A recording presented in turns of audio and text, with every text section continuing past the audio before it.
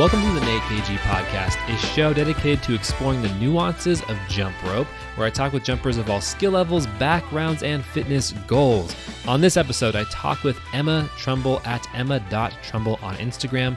Emma is a longtime competitive jump roper who is very active in the sport. We've chatted through Instagram for quite a while now, and we always have very thoughtful discussions about all things jump rope related. Emma delivers the same great perspective and interesting topics in our discussion today. We go over a lot of topics, including attending team practices that are an hour and a half away from home, the magic of having a double-dutch team that is in sync, thoughts on the Olympics and competition structure, the progression of youth jumpers, and a whole lot more. All of the show notes for this episode can be found over at natekg.com. And without further ado, please enjoy this interview with Emma Trumble. Emma, welcome to the show. Hi. That's really good to have you on. We've definitely talked a lot through DM about many different jump rope topics. And I'm really excited to sit down and really chat about your history with jump rope. And I think a great place to begin would be where you are in the world. Yeah, so I was born and raised in New Hampshire, and I lived there through high school, and now I'm currently at university in Canada, in Quebec. So that's where I am right now. Yeah. Sweet. And then how did you first find a jump rope? So I honestly don't remember if it was first grade, second grade. I got a jump rope for my birthday one year from an aunt or something, and it was one of those not very good ones, the cloth ones with no handles, I couldn't take more than 3-4 jumps in a row for months, probably a year. And we started a club at my elementary school. So we met once a month, and there was 30, 40, 50 girls that would all get in this gym and just try to jump rope. That's a large amount of kids. It was very popular for the second and third and fourth graders. And then it kind of, trickled out. But so we met once a month, and then I think that went to twice a month, and that was a big deal. And then when I got into middle school, we started meeting once a week and twice a week.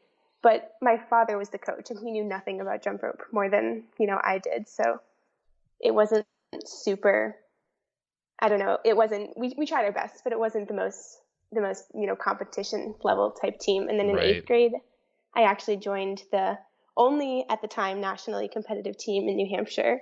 So that was a big deal for my family, because Which team was that? Extreme Air in New Hampshire, and it was an hour and a half away from us. So it was a big deal for me to join. But we went ahead and did it because it was kind of my thing. So yeah, so I have two questions, and I think they'll lead into each other. The first one is, when you were beginning to jump rope, obviously you're speaking about, your father doesn't know much about jump rope. What is it that kept you into the sport? How did you continue to progress and stay interested? What caught your attention? I wish I remembered more. I know that we had seen, I think it was maybe fourth grade, we brought Extreme Air in to my school to do a demo or something, or do a little workshop. So I had that. And then before the whole Instagram game, I know a lot of people know about the jump rope Instagram game at the moment, but there was the YouTube game. And I was in the YouTube game. I wasn't posting things because I was not very good, but I watched your videos 10 years ago. I watched, oh my gosh, what's his name? Billy Willie. Billy. I watched every single one of his videos. He had the slow-mo channel and the regular channel. This is back when Danny was posting, this is way back in the day. I was just watching things because I didn't have a team. I was always, I don't want this to sound cocky, but I was always the top person on my team. It was always younger kids. So I had nobody to look up to, nobody to, I don't know, find ideas from and stuff. So I was on the YouTube game. Yeah, you were putting in the work and learning, and then at a certain point you hit a threshold where you need to seek out more resources. 100%.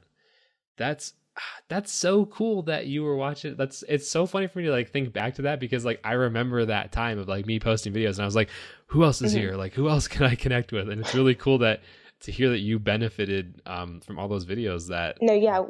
Way back before there was Instagram. That was it. That was where it was going on. That was where things were happening. I remember. Yeah, it's funny to think back to that of I would do you remember this? Somebody did a challenge, a weekly. That was me. I did a jump rope. Yeah, I did a jump rope challenge, and it was, I forget the exact time frame, but I think it was a week, every week or something. I'm sure I was not consistent at the time, but there was a jump rope challenge And it literally was like, I put out a challenge and then I wanted people to send in videos so that I could then share it. And it worked pretty well for a good amount of time. Like it's funny when I go back to that channel, because that channel I don't have access to, like I can't get into it.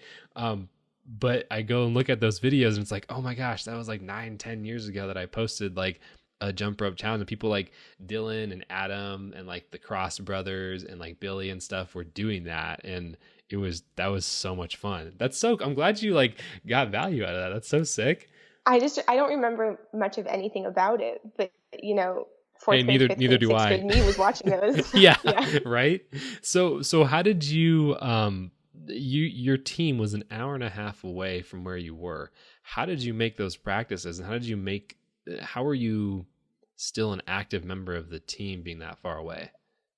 So I think part of it is that we were I think up until a year or two ago, the only nationally competitive team in New Hampshire. Mm-hmm. And the team had been going on for, I want to say, close to 10, 15 years at this point. So they were, established. Mm-hmm. And since we were the only one in the area, people from all over would come. We had people that were driving. There were lots of people that drove 10, 15, 20 minutes to practice, 5 minutes.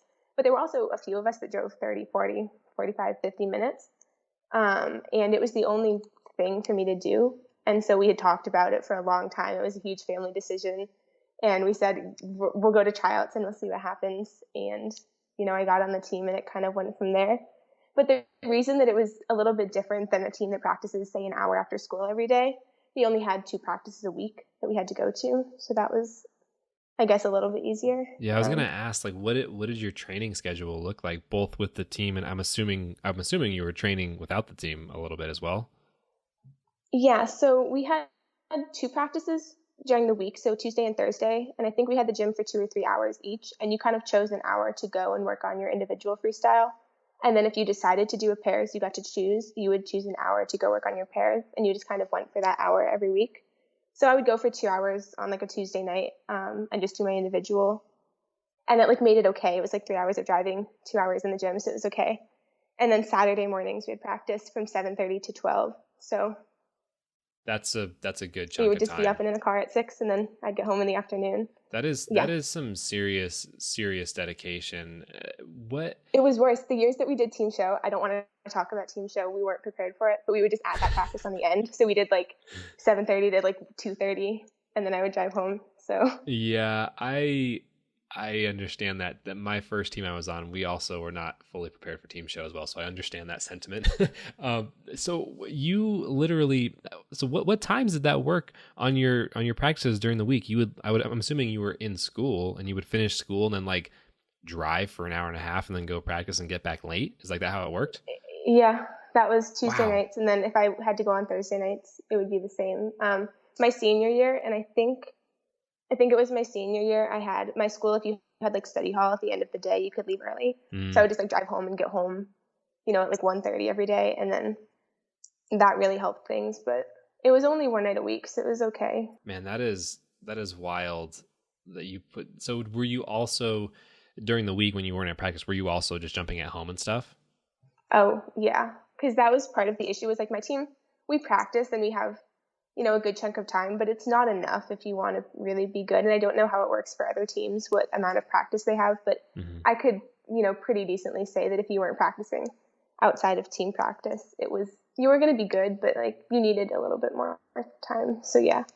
Yeah. You need the time to build up the consistency, but also to like, just explore different ideas. Like you were saying, like looking at YouTube videos, like I'm assuming at some point you were doing speed step as well. Like you have to put in, all that time to genuinely be competitive 100%. Mm-hmm. That's how and it was. I think it depends. Yeah. Like on the time of the season, like in the summer, I would just like spend hours just messing around with new tricks and everything. Mm-hmm. And then when it comes closer to competition, I was just doing lots of speed and stuff, Yeah. So it depends on where you are. Like in September, I'm not doing a ton of extra speed just because it's not really the right time for that. How did you go about constructing your routines? Because I know some people approach, I'm thinking of single rope freestyle and then maybe pairs as well. A lot of people, when they construct their freestyle, some have the exact same routine from like September, October, November, all the way through the season, and they practice that one routine and go do performances about it and all that. And some people kind of work on ideas and workshop things throughout the season and put it together, ideally a month or two before competition, sometimes less depending on how much time you practice. But like, I'm wondering, like, how was that for you in terms of constructing your freestyle routines? First off, I never did pairs. I think I had 2 pairs routines in my entire life. It just wasn't my event. But then for singles, my coaches would like to have us have a base of a routine down by, say November. And then by December, we could be running 4 routines. They didn't have to be necessarily perfect, but we were kind of supposed to, because our region, we do USA mostly. And so our region was, our regionals was in March. So we had to have them done a little bit sooner. And then we also hosted a smaller tournament that my old team had started in January. So we tried to have kids, quote unquote competition ready by January, whatever that means for, a small local tournament, and then regionals ready by March. So I guess that was part of it. And then I was always the late bloomer. I was always, adding new things and trying new things, and I couldn't really do it until a lot closer to competition. But once I realized that wasn't working for me, once I had a little bit more of a structure and I was able to do it a bit earlier, I ended up doing a lot better at competition. So that's just kind of how I worked, I think. Now that makes sense. Because you're so excited about all these things and you're always like exploring and trying new things. Like, well, I could turn this into that skill, or I could adjust this one and make this one a little bit cooler. And then you're like, oh, but I haven't practiced it that much. I think that's the damage of Instagram culture, is like back in the day, you weren't getting fed all of these ideas all the time. There was workshop season where you were getting all of the new ideas in the fall. And then by the spring, you had your routine. And then next workshop season, you were getting new ideas. But now with like Instagram and such, you're getting fed these ideas every time you open your phone. And so there's just always new things that you want to add, which is a great thing, but also not so great a thing when you have competition in 2 months. Well, it's interesting in terms of like, how does the coach approach like focusing the team in that kind of environment, because I'm sure many different coaches approach it differently. And I know, like, I think it really comes down to the discipline from the top down. Like with my first team, it very much was like, if I wanted to change something up last minute, like I could. Like there wasn't like a hard and fast rule. But I know some people, I think talking to like Eddie Asinich, like his experience on the Kangaroo Kids, also Devin, Devin Meek, they their experience is much more like, I from what I recall, I think this is correct, it was much more discipline. Like you had to have certain routines set by certain times, more or less, it was less. And I know I've spoken with other coaches that do follow this rule, like those routines need to be set by a certain day. And it's like you're saying with Instagram, there's always like this new trick, new idea, new thing to play with. And so it sounds like with your team, you kind of were allowed that time to continue to try out new skills. Is that correct? I think my team, things go very different depending on how old you are and how much, I don't want to say the coaches trust you, but there's a level of, if I needed to change something 2 months, they would be like, Emma, stop changing things, but they wouldn't, do anything. Whereas a younger one, they might say, hey, you've got to stop. Like you have 2 months, like I can't. And obviously we have however many, 15, 20, 25, 30 kids. Coaches can't remember every single routine perfectly, but they can say, hey, I don't recognize that trick. Where did that come from? So they do their best to, keep the kids from changing things too much. And then the younger ones will have them write down their routines, because a routine, like something that we would do, you can't necessarily write down all of it super easily. The terminology and etymology of jump rope is way more difficult, but cross with can, you can definitely write that down. So. Well, it makes sense too. Like if you've been to competition a bunch of times, like, what's up, like, how that goes, you're able to actually gauge whether or not you truly can sub out a skill and put a different one in there. Whereas some of the younger kids or someone who's new to competition might not yet fully understand the impact that could have when they're actually on the competition floor. Because when you get on the floor, like everything goes out the window and you got to be like ready to perform, and if you're not, if you don't have years behind you of understanding what that feels like, it can be it can be really challenging, Well, we have like our little ones, we try to explain competition like nationals to them, like, hey, this is going to be regionals, but 3 or 4 days in a row. And you're going to be tired by the end of it. And you're probably, you have to remember all of that. But then the older kids, it's like, I've been doing double dutch with you for, 4, 5, 6 years. Right. If I say, don't go for it, you know exactly what trick I'm talking about. You know exactly when I'm talking about it. Like, we're so in sync.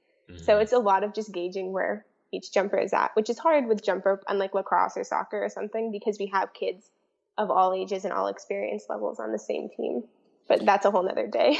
So I want to get into the other sports now that you mentioned it. But before we do that, I want to talk about double dutch teams for a second, because I think this is something that has not been brought up too much on the podcast that I do want to dig into a little bit, which is like the synchronicity of a double dutch team, because there is like a special magic of having a double dutch team that is really crushing it, and I think that a lot of the more experienced competitive jump ropers are very aware of this, but I think many people in Instagram land are seeing a lot of single rope stuff, potentially like some duets here and there, like we're doing like with TikTok and stuff. But I don't think that there's a lot of talk about the synchronicity of this double dutch team. So I'd like to hear kind of like your experience with your double dutch teams when you felt that like click, like you're talking about. So I know that I did most of my double dutch from, I guess it would be 8th grade on with 2 other girls. But they had been working together for many years before that. And even in the years that we weren't together throughout that period, they were still together. So they had this like insane, synchronicity. And I think that, having that was also just a really big help. And it's little things like, exactly how the other person turns, for example, multiples, or which way they do a cross, or which, if, for those of you that don't know, you can cross double dutch ropes, just things like that. There's so many things you can do, and you just get this flow. Obviously, if Nate and I were to turn double dutch right now, we could do it totally fine. And that's part of jump rope, is being able to say that you can do it with anybody. But you also get this flow down with people that you've just been doing it with so many times. You can do it with your eyes closed, hands behind your back. So you literally are able to predict their movement. Like you literally know what's coming next. Yeah. It's really something special in double dutch when like, I think I've spoken with like Michelle Fongson and Mike Fry about this, where like they've spent months and months and months in a season working with their double dutch team, and then like you show up to something like a world championship and then they nail it with their team, and it's like it's really cool to do a good job in your single rope freestyle by yourself, because like that feels really good and it's awesome to nail it. But like when your whole team like works together, like there's just like a weird, awesome, really cool energy of like, wow, this was legit. And then, not that we need to get into this, but also the aspect of coming up with routines, a few weeks before competition is a whole different realm. So my team, Extreme Air, does mostly USA, but I, like myself, Emma Trumble, am a very I would call myself a very open jumper. I work with everyone who wants to jump rope, And so I went to American Nationals as well and jumped with 2 other girls from Extreme Air and then 1 girl from Rhode Island. And we put together the routines. We got together one weekend, and I think we were in the gym for like 10 hours a day for like 3 days straight, just like pushing routines together. And we had our 4-person double dutch we had not gotten it. We didn't even know what half of it was. It was not very good. And then we walked out on the floor and somehow almost went perfectly clean and qualified for grands. So it was a complete surprise, as we had done this routine maybe twice full, the way through, which is not something that I'm a super large proprietor of. I believe in, putting something together through months and months and, being super in sync with your partners and all of these things. But occasionally that happens and it's okay, I guess. Yeah, no, that's like a really cool element. It's weird that we're talking about this, because I literally was thinking about this earlier today. The element of competitive jump rope where people just kind of like swap teams and you work with other people from different teams kind of whenever you want. I mean, typically, I think actually most of the time that is with higher level jumpers that have a lot of experience with competition, right? So like, I was going to say, I'm not a huge fan of the super team thing. And that's just me, and people who are super team people, please don't come at me. That's just, I don't have the option to be on a super team. So, why do you get to be so cool? That's just like, especially 4-person single rope speed. me being good has no relation to Nate being good, has no relation to whoever is jumping with us being good. Mm-hmm. So if I just get plopped in a group with 3 other people that are doing 110 in 30 seconds, we're probably going to do very well, even though I am not doing that. Mm-hmm. So it just feels weird to me. But if it's just for fun and stuff, I think it's really cool. Mm-hmm. So I think it has it's a dual-edged sword, I guess. Yeah, no, I see that. The part that I do like about it is that it speaks to like the very collaborative nature of our sport. You know, I think that collaboration and altruism are at like the foundation of what jump rope really is. And it's cool to see. I mean, it's crazy to see, like, in your example, you're driving an hour and a half to go be at a team, right? And we know of other jumpers that have literally got up and moved to a new state to be with a different team, you know? And I think that that's, it's not spoken about much because it's very assumed within the competitive culture, but like, it's really like sharing and growing and being in this sport together is really what this is all about for really all of us, you know? And for example, too, like you brought in, Extreme Air on your first, you know, group of jumpers to come inspire you and to come work together. And like, and I would assume there was some form of like a demonstration or performance there too. So like all of this kind of ties together into kind of the ethos of what competitive jump rope is. Yeah, and I think that it's super cool in like workshop culture and in demonstration and all of that. I don't know if maybe we need another platform, another outlet for this sort of thing, putting jumpers together, because it's one of the coolest parts about our sport is that we can just combine people and do all of these incredible things. But then there's also other people that I'm working with these 3 people. I have been with them for the past 4 years. I will be with them for the next 4 years. We train all the time. We start in September. We know exactly what we're doing. By October, we're competing in June, you know? And so I don't know if we need I don't know. There's lots of other sports like gymnastics is very structured, but like tricking or something, they're not super structured. And so I don't know if we need another platform for that, because jump rope fits the molds of so many different kinds of sports. I don't know. So when you say a new platform, do you mean like restructuring kind of the way competition is organized, or like meetups, or like what are you thinking in terms of like a platform? I like what we have now. I don't think I would want to get rid of what we have now. I just think we need to add something else. You know, I think that the system we have right now is so focused on those top 12 jumpers in the country or whatever. Everyone else is kind of swept under the table if you're not there. We're trying to get to the Olympics. We're trying to show off the most amazing jumpers we have that are doing, you know, double back TJs and whatever they're doing. But if you don't have the thousands and thousands of, you know, 7-year-olds that are learning crisscrosses for the first time, nobody's going to want to watch them. If you get to the Olympics, you need to have an audience. You need to have people that, you know, care about your sport. You need to celebrate that 12-year-old who just got their TJ.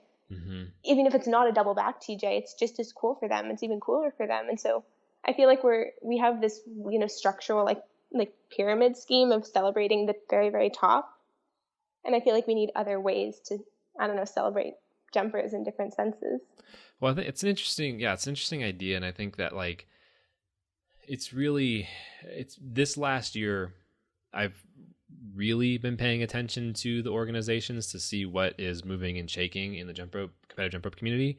And I've always paid attention and been relatively aware, but I've been far more focused on actually reading, you know, posts and email transmissions and stuff. And like this idea, like you're saying, like, I think that in one respect, well, I think with the kind of the umbrella over all of this is like, what are we really after? Because when you speak about, you know, pushing the top jumpers, that makes a lot of sense to me if you are an entertainment sport, right? Like that is kind of like with gymnastics, like it's the same thing. You really only focus on the top of the top because that's the most entertaining to watch. But at the same time, like you're saying, you cannot ignore what keeps the wheels turning. Granted, I don't know. I'm not deep into sports organizational behavior and structure. So I don't know the back end. I definitely am not in the rooms where discussions are happening with those organizations. But I do agree that there's so many options and ways to move with jump rope. Like what can we add to this? And I've spoken to Devin about this, and I've spoken to Mike Fry, and I have talked for many, many hours about this idea of like different ways we can integrate, whether it's competition or whatever it is. We can add events or some other way to put up the community, and the Olympics thing, because now you've got me on a tangent. I kind of want to speak about this. I'm curious what your thoughts are on this too. With the Olympics, I've been thinking a lot about this because as a competitor, that's like, you're like a year into jump rope and you're like, why are we not an Olympic sport? Because if it were only based on merit, we should be there.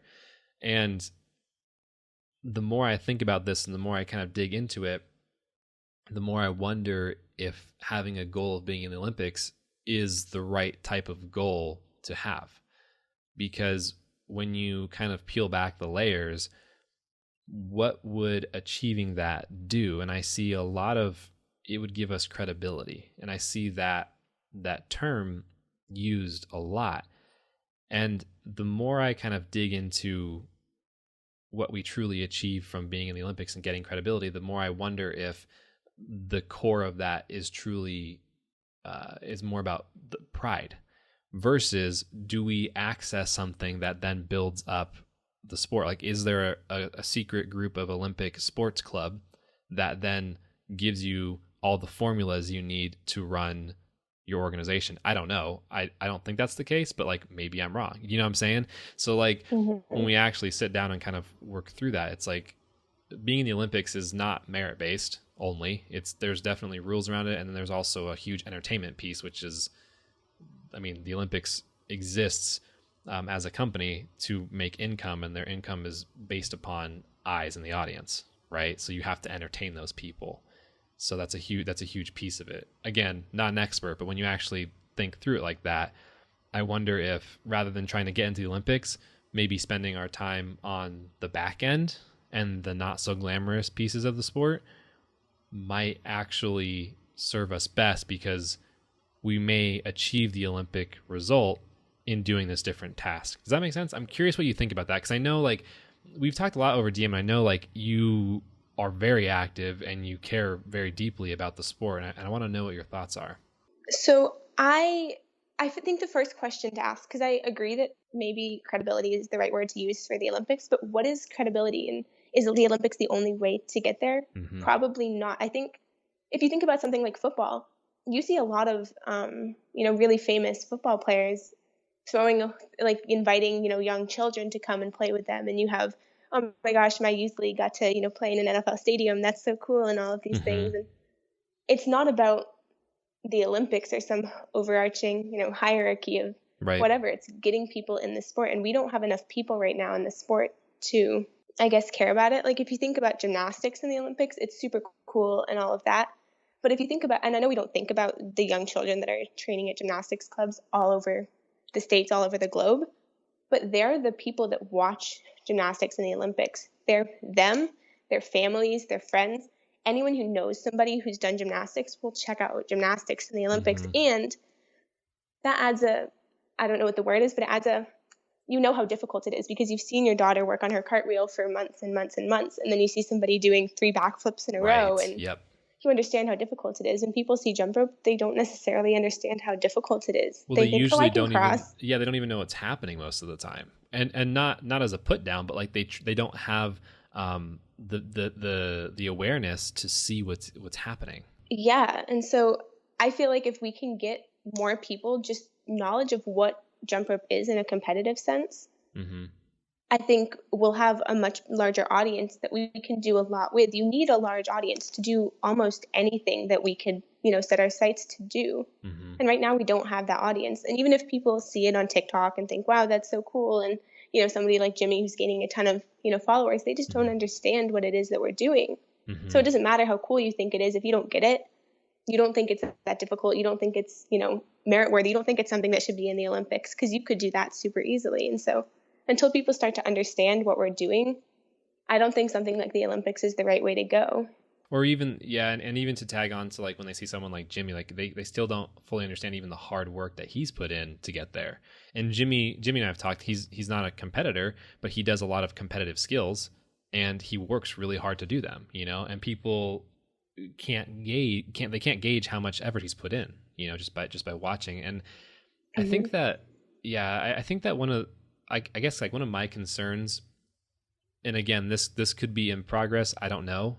There hasn't been much discussion about it publicly, so I'm not like fully aware. But I wonder what would happen if instead of having the majority of our focus usually come back to this goal of the Olympics, what if we funneled our energy into creating a sustainable system for teams to exist and to not crumble when one person leaves, or to help boost them. I mean, I don't know what your experience has been, but I know like my experience with my first team, it's very difficult to keep a team running, especially when you're the coach and everything relies on you. And like even the team that I associate with now, like my the coach Melinda Everett, she does a phenomenal job and she has for many, many decades. But there is always this like, you always need to be working hard to keep that team afloat. I don't know. Have you experienced that in your teams or the teams you've been around? 100%. So my team in elementary school, middle school, they actually disbanded a few years ago, I think. There wasn't enough, the father who had taken over from my father, his kids went to high school and whatever. And so there just wasn't really, there wasn't really much there. And Extreme Air, we always have a lot more coaches than other teams would expect. I know lots of teams have 1 coach or 2 coaches, maybe 3. We'll have 7 or 8 coaches that are parents just because when I graduated, my dad stuck around and he's still head coach, which is, most parents don't do that, and then when their kids graduate, and then if their kid finds that they really like basketball, you lose your only person who knows anything about jump rope. So it's almost like a training program of just making sure that you have parents in the wing or who are going to be, I don't know, board members or the board president or head coach or whoever that are 12 or 13.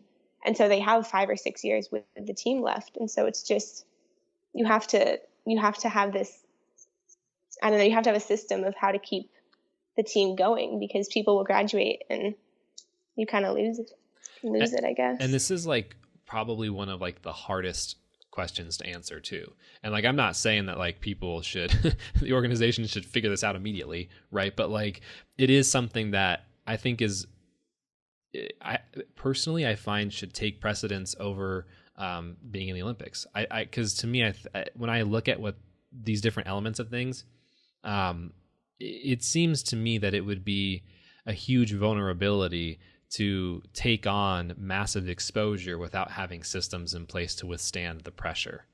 Because if all of a sudden we have, however, whatever, let's assume we get into the Olympics and that's huge, and that is still something to celebrate.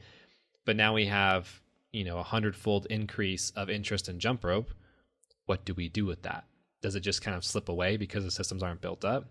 In some respect, we're kind of there right now, right? Like we have an insane amount of people picking up jump rope this past year. Insane. It's been growing for years and years and years, but it's wild how much it has increased just in the past few months. And I haven't seen any of the organizations do anything at all with that yet. Granted, it's still a short time frame, but like you're saying, with younger jumpers or even with recreational jumpers, how does the organization support that to create a sport and not just a competition? What do you think about that? I think that's really important, is like working on the younger generation, working on the people that aren't necessarily looking for the Olympics, because that's not always possible. And I know that some teams are different, so I don't want to speak for everybody, but my father has never been paid a dime, like it's not like he's getting a salary for this, and it's a part-time job coaching a team and coming up with practices, and sometimes it's more than a part-time job. Yeah. I've, even being like an older person on my team, it's a lot, and so it's not a sustainable system at the moment. And things like in New Hampshire, we have this tournament called the White Mountain Jump Rope Jamboree. It's, I think, the longest going jump rope tournament ever. It's 30, 40, it's an insane amount of years old. And Mark the Rock Rothstein, this guy who jump roped for 24 hours, shows up every year and leads the thing. Oh, that's so they cool. They rent out this old ice rink, and they sell these like not even so great jump ropes, but you always got so excited when you were 12 to go and like try out the jump ropes and whatever. Yeah. And that was what I did I think it was the beginning of June. I got stoked to go sit in this ice rink for a day and jump rope and whatever it was. And if I didn't have that, I don't know that I would have, wanted to go to regionals that one year. And right. Then I wouldn't have gone to nationals. So you need to have those small things, which was what prompted us to start our tournament in January. We called it the Ware tournament. Now it's called Winters for Jumping, and it's just a little tournament you can go and kind of practice and whatever. It doesn't have to be anything super advanced, but the kids need something to kind of close out their year. If I didn't have that tournament to close out my year, like now I have nationals to close out my year, I don't know, it just wouldn't have felt right. Yeah, I had no idea that even existed. Like, that would have been super cool. I mean, I don't know if I would have ever gone to it just because it's on the other side of the country for me. Oh, no, you would not have. But like, there's nothing special about it. But it's still, no, but there is something special because it's not only giving back to you and to people showing up, but that's a piece of your community. And I think that to your point that you're speaking about with the younger jumpers, like, how can we boost these smaller events? I mean, with a sport like soccer or football or these other, like, you can't, or baseball, like, you can't boost every single small gathering because there's so many of them. But with jump rope, it's very conceivable that even if a tournament or something does not fall within exactly the guidelines of an NGB, they could still discuss it or put it up, because at the end of the day, we are all doing the same thing, which is promoting competitive culture, the competitive jump rope culture. And like, let's take a quick hard left, because I know, like, that's literally just how my brain works. I'm thinking now, like, because you've been jumping for a long time and you said you're one of the older jumpers on your team. How has your training changed, if it has at all? And I'm curious if it has changed along with different exercise habits or different sports habits. I know you mentioned you did other sports. I'm curious how this has changed over the years. I mean, I think, like, especially joining Extreme Air, I, wanted to be competitive and everything, or else I wouldn't have joined. But my last, I guess, 2 or 3 years, maybe, second, third, fourth years in high school, I really wanted to do very well. And so I think I just kind of took it a little bit, I don't want to say more seriously, but I was just thinking about it more, and I was trying more things, and I was, going to more workshops and, doing all of the different things that I could. And with that came more experiences that I was, able to have, which I think really inspired me as well to keep going. I've had parents say, you're, 19, what are you doing still here? Why aren't you running track or something? You could be getting a scholarship. I don't want a scholarship. Obviously a scholarship would be nice, but the experiences you get from jump rope are something that you don't get through track. Or, if I was doing track, I couldn't say, I know people in Asia. I know somebody from Russia, I can't say that I'm friends with somebody from Russia if I did track. And it's, things like that. The first time I got invited to teach a workshop, I actually dropped my phone. I saw the email and I just dropped my phone. I didn't know what to say. I applied. I was actually supposed to go to Germany this summer, which was the coolest moment of my life. My friend said, hey, can I e-transfer you some money? Can you buy my textbook? And I said, sure. So I checked my email for the link, and I saw an email title that was in German or not English. Right. And I opened it, and I was like, Mom, I'm going to Germany. Those are the things you don't get from, I don't know, that's the stuff you don't get from other sports and stuff. So that was kind of what kept me going, was all of the other cool things that, And so then as you are progressing, let's take 2 different time frames, because I know once you finish high school, everything changes in jump rope for the competitive sense.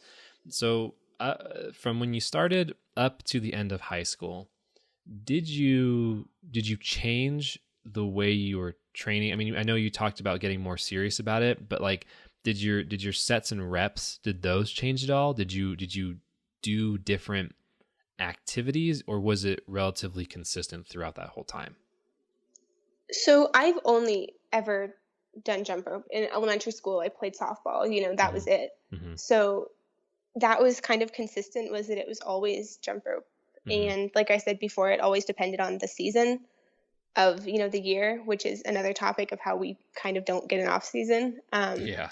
But we also don't want one because we're psychos. well, and I'm going to take a hard left for a second. Yeah, do it. We try to throw these 7-year-olds into a full year sport, and that's why we don't keep them. We need to do 5-week sessions where they just come and jump rope once a week. And then that keeps them hungry so that next year in November, they'll come back for those 5 weeks and the year after. But we try to throw these young children into this year-long sport, and they just get burnt out immediately. They don't care for it anymore. It's too much for them. It's too much for the parents. It's just too much for everybody. And so that was my hard left, was we need to set up a system that allows people to dip their toes in the water of jump rope without, fully diving in all at once at the age of 10. Well, that happens so much where because a lot of kids are trying out different sports at the same time. So like their involvement with the team is very predicated upon what their other sports are doing and how they're scheduled, which like during the summer, during everyone else's off season is when jumpers are the most active. But then, come the fall or the spring, when most sports seasons get started up or get very serious, we lose jumpers, and it happens a lot. Are you saying that it would make sense to do like sprints of effort with the team? Well, I think once jump rope is your thing, you kind of have to throw your hands up a little bit and say, okay, this is kind of what I'm going to be spending a lot of time doing. But for new jumpers and even for older jumpers, there needs to be a way. Maybe you just have a demo team. I've never seen a team that has, 17-year-olds that are in their, third year in high school, and they're just doing demos twice a month. Once you we kind of progress with intensity of the sport and age at the same time, which isn't necessarily the best way to go about it. Like I was 16 taking tumbling lessons, Right. working on a back handspring. Yep. That doesn't happen in jump rope. You don't see a 16-year-old learning a cross double under. So No, I see. No, I see what you're saying. There are. I know that there are many teams that do split their involvement based off of like club, competitive, and performance teams, and the requirements for each section of the team is very different. The speed spinners, the team that I associate with, is also like that.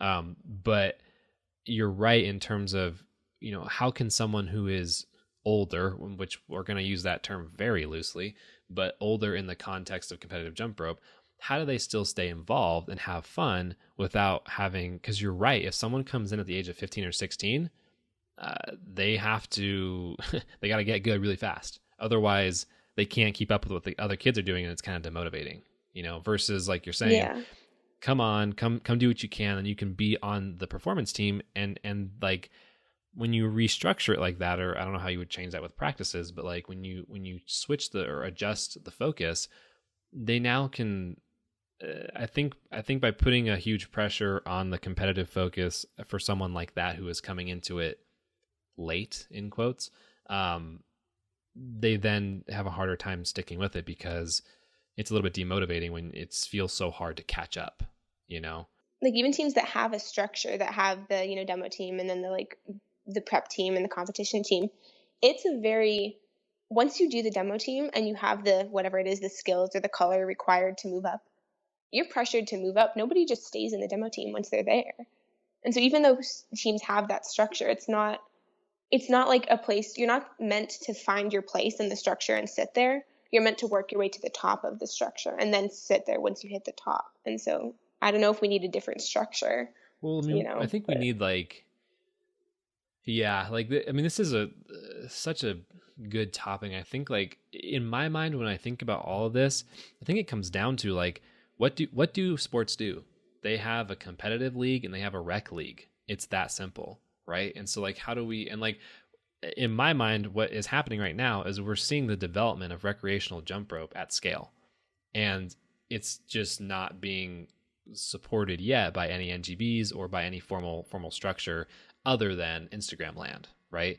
And I think that when we actually do see a formal recreational framework put into place, that's when I think these things will be solved. And when I think that the sportness, or what actually qualifies us as a sport will truly take shape, which, and then you can see a domino effect with different competitions or events or whatever that can come from that. Because as much as I do really love competitive jump rope, obviously that's like my life, and I love the people in competitive jump rope. I think that a lot of times competitors think in terms of competition jump rope and have a very difficult time thinking in terms of someone who's not competitive focused. Yeah. Especially in like university and stuff. Like that's where university jump rope is going. You see things that you've never seen before because competitive, jumpers or skippers don't think that that's a thing. We've been brought up in this very structured environment. And the cool thing about jump rope is that there is an infinite number of skills ever. But we're taught that these are the 5 you need to get to do these 5 to do these 5. And that's cool, but you don't see the innovation that you see with, rec jumpers or with university jumpers. And so that's what I'm hoping to do with starting a team is, I'm a university, is just seeing all of the, other ideas that these jumpers have, not having been bred in this society, I guess. If you haven't already connected with Stuart, you should, because we talked on the podcast about this, and he had he did the team he was working with to create the Stanford jump rope team, like the team of admins, people like running it. They did such a phenomenal job, and he has a really good insight on that. And I think that he really, I think any competitive jump roper that's ever tried to go work with someone who's non-competitive finds out almost immediately that they cannot apply what they think they can apply to a person in this different mindset because they don't have 10 years of jumping from being a kid, and you should definitely, I think you should reach out and chat with him because he has phenomenal knowledge. And we did a previous podcast too. But that is a really, really good point of like, you got to change the way you're approaching it a little bit, and I think that you're very aware of that. What are your, because you mentioned you're trying to start a team at your university. What university are you at, and how are you progressing with trying to start a team? So I'm at Bishop's University in Quebec, and I currently have a club or a team or whatever you would call it at my university. I got ratified at the board meeting, and then we got sent home like 2 weeks later for the virus. So I haven't had a ton of on-campus time to do things, but I'm doing an event during our orientation week, and then I'm doing one of the club fairs. So I'm hoping to get some interest there, and a few of my friends are super interested as well. So I'm hoping to start with that. We'll see what we're allowed for gym space and such this year, but that's kind of where I'm at right now. And like you said, just trying to remind myself that it's not competitive jump rope in the same way. There's lots of different ways that you can market. Jump rope can be marketed in almost any way, in any thing in society ever. We're so versatile, and we kind of stay to one stream, which is this competitive jump rope. And so I need to remind myself it's not just competitive, and that's probably how you'll get the most people to join. So yeah, I have this I totally agree with you. I have this theory or hypothesis of how the competitive jump ropers intervention on becoming aware of where jump rope is today. And because I felt it myself. I think I've talked with Mike about this and we joke about it, because you start off you think in terms of only competition jump rope, and whatever else people do with the jump rope, you're kind of yeah, but here's how you could do it the right way. Right. And then there's this phase of wait, how are people getting so much attention for not doing competition? Because competition jump rope is, from a talent perspective, is it just, the skill level is tremendously higher, right? And you go through this process, and at some point you realize oh, wait a minute, people are using jump rope in a different context, but they're still getting a lot of greatness out of it, And then you finally arrive at a point, I think, this is my little hypothesis, that after going through all of this awakening and oh, this is interesting, you come to realize exactly what you've just articulated, which is that even beyond just marketing, people, you can pick up a rope and apply it to any context. And we now see several little mini silos within our community, people who do a hybrid style, which is mostly jump rope focused, and they blend fitness and competitive style freestyle. Then you see people who do a different type of fitness, which is very using the jump rope as a tool along with other tools to get a certain stimulus. You know, you've got people in boxing and martial arts and MMA that use it. You've got obviously the competitive world. Like there's now these several different ways to use it that are not one is not better than the other ever. It's just that it's if you have a different goal, a different style matches better, you know? Yeah. And on a smaller scale, like when I'm teaching it, or like in the competitive scene, if I'm teaching at a workshop and I'm teaching, for example, a rap that goes on for a few seconds and somebody does it differently, I don't say, hey, you did it wrong. Let me teach you what I was doing. I say, wait, that was really cool. It was different, but it was really cool. Teach me that. And if nothing else, that makes, you know, a 12-year-old feel really cool that they get to teach somebody, you know, but it's different than what I did. It doesn't mean it's wrong. I inspired them to do something different, whether it was on purpose or they just couldn't figure out what I was doing. Either way, it's still okay. And so I think that's a hard thing to grasp. Like I still cannot, I'm fine as long as you have good form. I do not care what you do, but I can't. Sometimes when boxers, I'm still, you know, learning to grasp that sometimes people's arms aren't in the place that I've been taught they should be for 12 years. So yeah, no, and it's a work in progress. Yeah, I totally understand. And I think that like it comes down to like to offer like a thing to help you with that. It's like the form, what makes good form is the purpose of your style. So like when a boxer is jumping,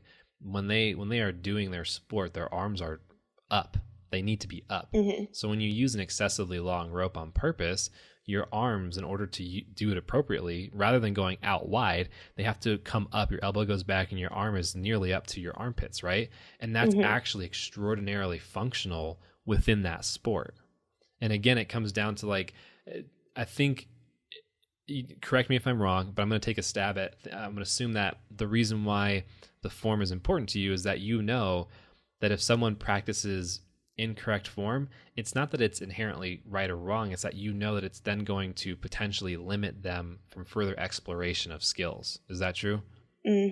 Yes. If I see somebody, for example, doing a TJ with their legs together instead of like separated, I'm really glad that they got a TJ, but they're never going to do an EBTJ or a JAMI or whatever, an inverse, whatever. And so, yeah, that's super cool. And I'm super glad that you got your TJ, but maybe we fix it so then you're able to do more things and it doesn't take you as long. Because as somebody who didn't have somebody correcting my form all the time, I did have to go through that you know, moment of fixing everything. So yeah, and we see, I'm sure you do all the time, people on Instagram have to go backwards in their skills in order to correct habits they've built up.